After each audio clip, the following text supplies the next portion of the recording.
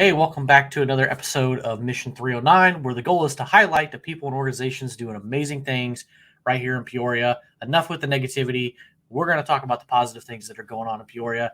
Before I start, though, bring up my guest. Please go like and subscribe to not only my channel, but got a special guest today. We got Corey James with Freedom Paws. So make sure, and I'll have his stuff scrolling here across the screen before I bring him up. But make sure you go like and follow his page, his Facebook page, his social media accounts, and everything like that. Everything will be in the show notes as well. But support local, support these nonprofits. So without further ado, Corey, welcome to Mission 309. Hey, Keith, how's it going? It's going good, man. It's going good. Good. So you are the founder of Freedom Paws Service Dogs Yes, sir. in Chillicothe. Yes, sir. So tell us a little bit about who you are Sure. and what Freedom Paws is. Sure. So I spent 15 years, some change, roughly 16 years between active duty military and then the Air National Guard. When I got out, did a couple jobs. Things started kind of going downhill a little bit as far as my mental state. And after my wife and I talked about it, we started looking at options for a service dog. And that's kind of where Freedom Paws was born. Awesome. Now I've had another conversation with you on my Yes. podcast for military veterans issues. So we went a little bit more in depth there, but your wife has some history training dogs too. She does as well. So Yeah. she used to volunteer for Leader Dog for the Blind. So she had some experience in that already, and I had a little bit of experience training police dogs and kind of working around them while I was in the military.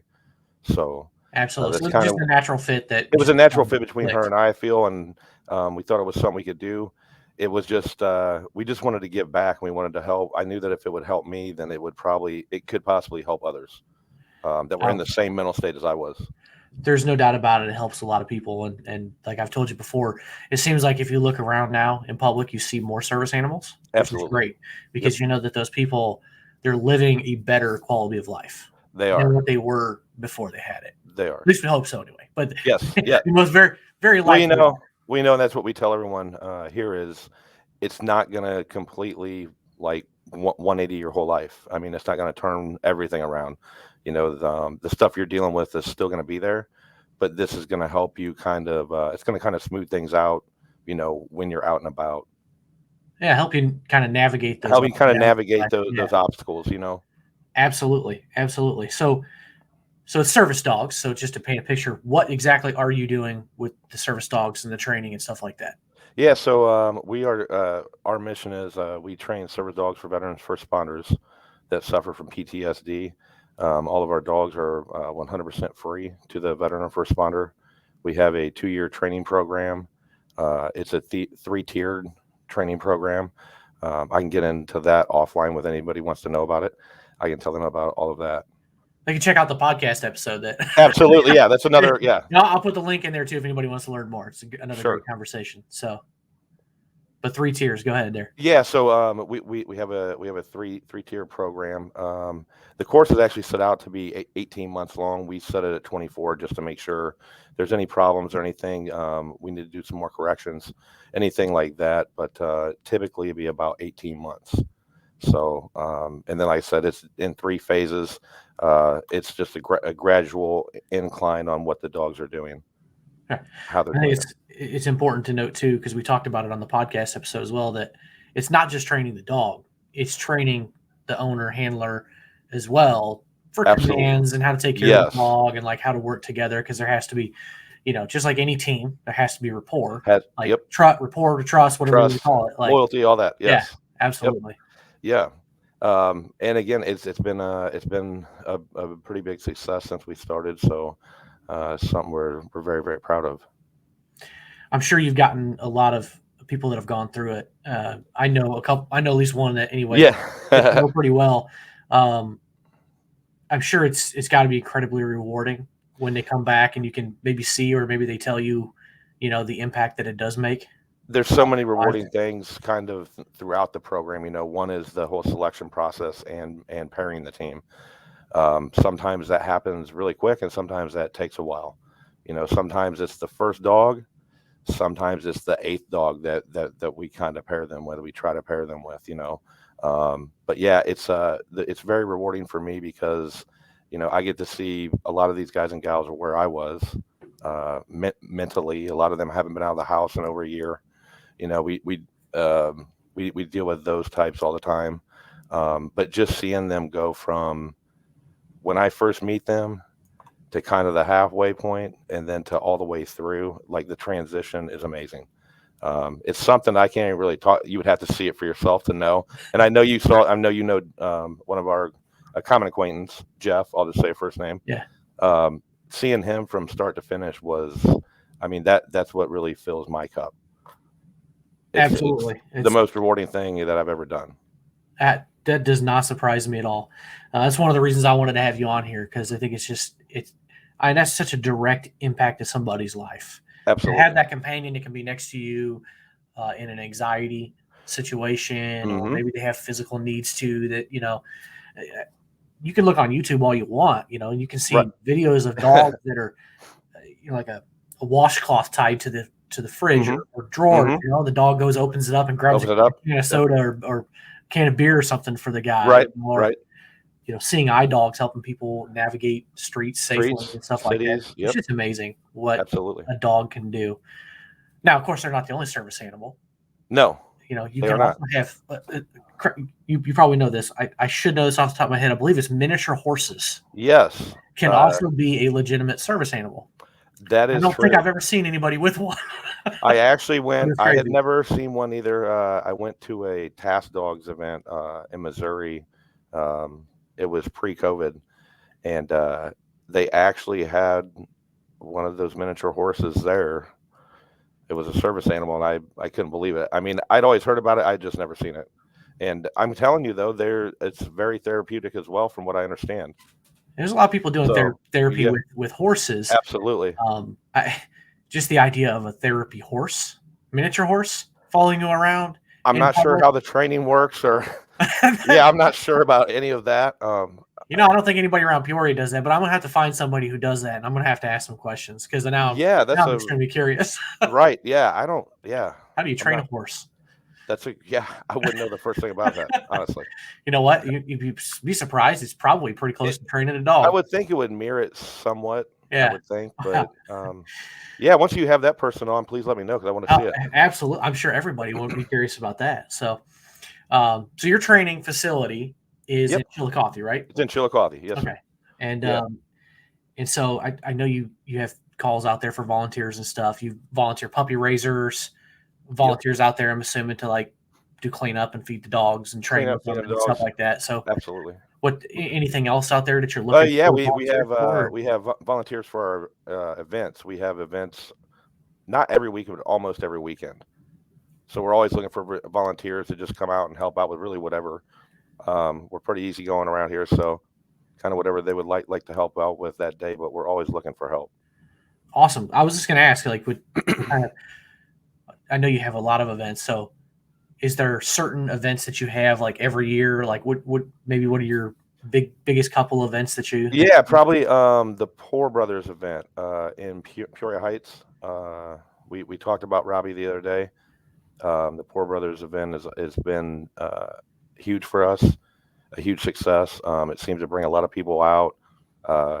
He always has great bands and music, and the food's amazing. And I would be probably pressed to say some of the best beer in the area.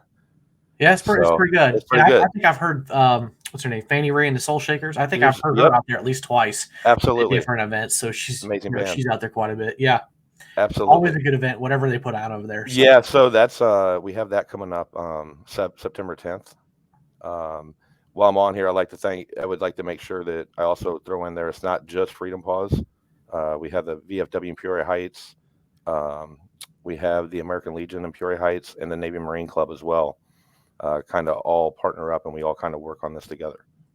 Yeah, that's awesome. Yeah, there's a lot of veteran service organizations that need funding, need support. Absolutely. For all the things that they do too. So absolutely. At the end of the day, both of us being veterans, we know we're a tight knit community. And yes, we like to be that way. And, yes, it is. there's no us versus them kind of thing. It's like, hey, No. we're all in this together. And We're all that's brothers and exactly what. sisters. So Absolutely. But yeah, that's probably our biggest event of the year. That's one I wouldn't want to miss. I'm telling you, they got a great band. Matt Miller's going to be playing the stage, the light show, the whole thing will be going. So if anybody's free, please come you on out. definitely don't want to miss that. I was there last year, got the T-shirt. Kids got T-shirts. They loved it. You know, I've told you before, I'm not a huge animal person. My kids love dogs, though. Like, they were just like mesmerized. And I know a couple of the dogs came over, and the handlers are like, yeah, absolutely. Go ahead and pet them right now. And they were like, they were in heaven. That's perfect. Awesome. That's exactly what we want. Yep.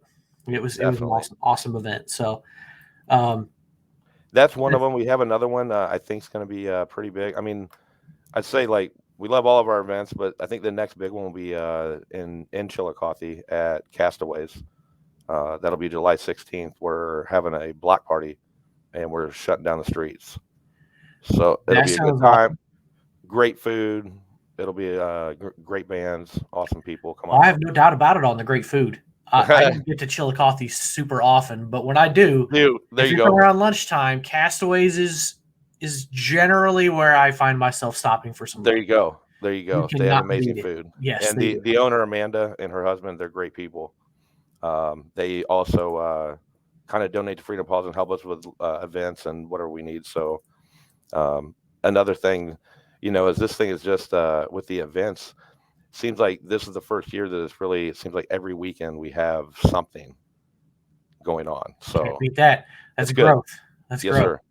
So I appreciate you stopping by real quick, Corey, and kind of highlighting what you're doing with Freedom Paws and why you're doing it and the different events. And like I said before I pulled you up here, you know, everybody take a moment to follow. Your website's at the bottom. I'll have your social media and everything in there. But you know, people, if you're watching this, if you feel it in your heart to make a donation, make a donation. If you want to volunteer, share, whatever. You know, and if you're positivity to organizations and good people. So, you know, and if you're a veteran or first responder in need, you know, there's a huge stigma with PTSD and mental health that I hope we're trying to break that, you know, and that it's not, you know, as men we're kind of raised to be tough and strong and everything else, but sometimes when you need help, you just need help. So any veterans, first responders out there, if you need help or you have PTSD, you think you might have PTSD, you can call us anytime, and we're always down. We're always down to talk with anybody, you know, whether they need a dog or not. A lot of them do, but some of them just need somebody to talk to. So I'm always out there for that too. Absolutely, as am I. So, you know, like I said earlier, we got to be there for each other as one big family of veterans. That's true. But you kind of hit on something else I guess we didn't really mention too much, is like puppy raisers and stuff like that. So if somebody's out there and breeds dogs and you feel like donating some, absolutely reach out to Corey as well and see if you got a need for a dog. So there's could always use more dogs. Yes, absolutely. A lot of people out there right? really use some help. And like I said earlier, it's a 2-year process. So it is. And there's sometimes we may have a dog that's a little bit further along that we can kind of speed up the train a little bit, but typically on standard, it's going to be the 18 to 24 months. Yeah, makes sense. Yeah. I mean, there's differences in breeds and stuff like that. And temperaments of dogs and who you're matching it with. I'm sure. And humans, right? And humans, right? Absolutely. Yep. Like it goes back to that team thing. So, but once again, Corey, I appreciate you stopping by and sharing who you are and what you're doing and letting us know the positive things that you guys are doing here in the community. And absolutely. Farther away, I'm sure you've had dogs go all over the place, but oh yeah, absolutely. We we do. We're national. We will help anyone anywhere, but a lot of the folks that we help are right kind of in the Peoria, Bloomington, kind of that area. Awesome. Do you by chance not, I hate to put you on the spot, but do you know how many dogs that you've trained that are here in this local area, roughly? Out the door right now, there'd be 26. Wow. Out the door. That's awesome. Yeah. We have 2 classes running currently, and we have new dogs coming in starting next month. That is awesome. That's a lot of people affected. I hope so. I hope we're doing it right. Well, it's not just the people that are affected too, it's the people in their lives as well. Sure, their absolutely. spouses, loved ones, kids, parents, you know, their ability to do their job and all kinds of different things. So the impact, it's like ripples in water. Yeah. You're just making one Good way little to put drop it. with that dog, and Right. the rest of the ripples pick Yep. up. So Well, Keith, again, thank you so much for having me. I truly appreciate it. And like I said, anybody has any questions, you can always reach out to us. awesome. Yep. I appreciate you being here, Corey. All right. Well, hey, Keith, if you need anything, give me a call. Give me a shout out. Absolutely. All right. We'll talk right. to you soon. Take Yep. care. Bye. Bye-bye.